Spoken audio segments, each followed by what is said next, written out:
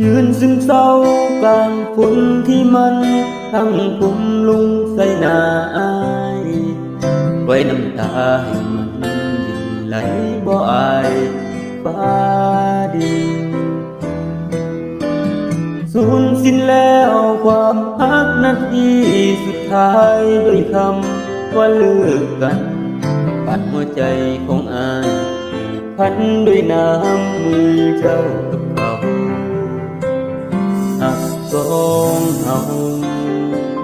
ถึงตอนอวสานเก็บผู้บ่ทันได้รางวัลตอบแทนเป็นน้ำตาอย่าเบิกเวลาเดินมาตั้งแต่น้อย